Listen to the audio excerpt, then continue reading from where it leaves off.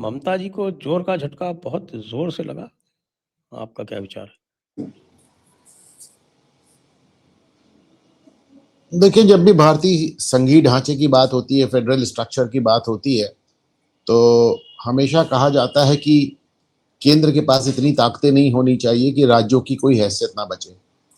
पर पिछले कुछ दिनों से हम लोग देख रहे हैं कि जब भी ये विपक्ष के राज्य हैं, ममता हो गए, स्टालिन हो गए, कभी कभी विजयन हो गए केरल में, कहीं कहीं हमने कर्नाटक में सिद्धारमैया को भी देखा है।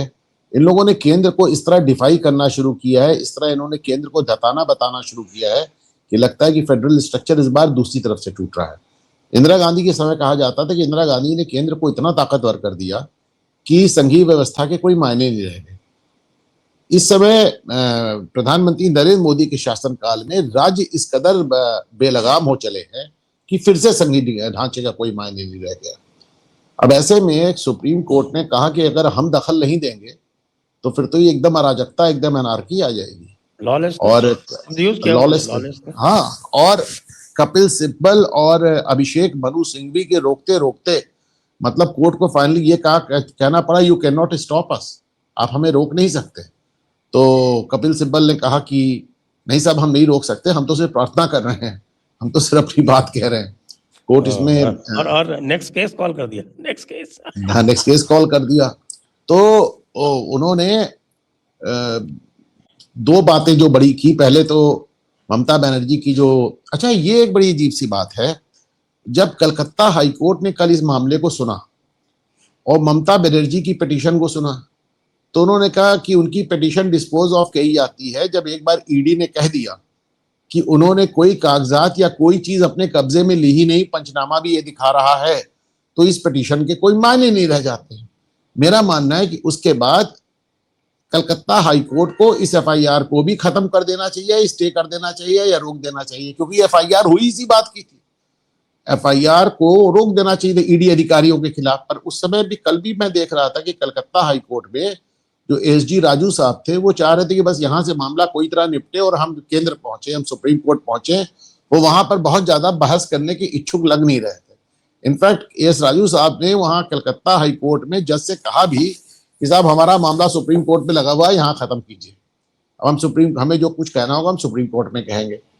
मजेदार बात यह है कि हर बात पे सीधे सुप्रीम कोर्ट आने वाले कपिल सिब्बल और अभिषेक मनु सिंघवी आज सुप्रीम कोर्ट को यह समझा रहे थे कि पहले हाई कोर्ट को तो अपना काम कर लेने दीजिए, फिर सुप्रीम कोर्ट का कर ले। तो ये दिस वाज रियली फनी कि मतलब जो लोग जीवन भर हाई कोर्ट्स को बाईपास करके सीधे सुप्रीम कोर्ट आए हैं, आज जो सुप्रीम कोर्ट को समझा रहे थे पहले हाई कोर्ट को तो अपना काम कर लेने दीजिए।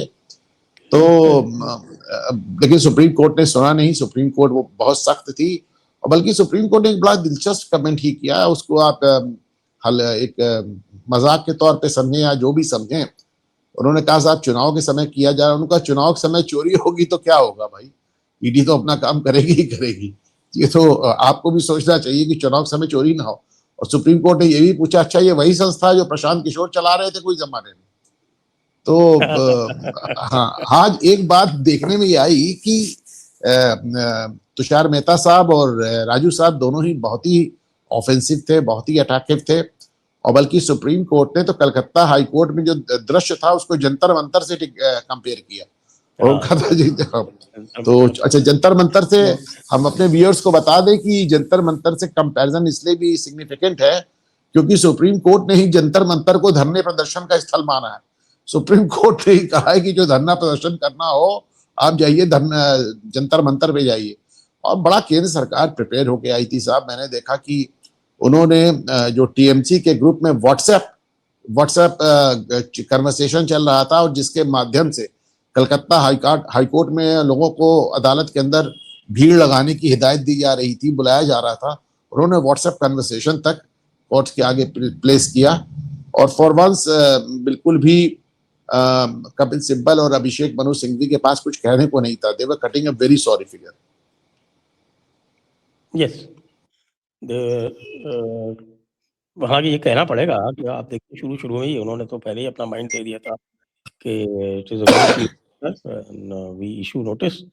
तो कपिल सिब्बल ने उनका एक तरह से उस समय हाथ पकड़ लिया और उसके बाद फिर पूरी बात अपनी कही, अभिषेक मनु सिंघवी की कही, लंच के बाद तक एडजर्न हुआ और लंच के बाद फिर चला, उसके बाद में जाके तो ये तो मानना पड़ेगा कि साहब कि कपिल सिब्बल में कोई तो बात है।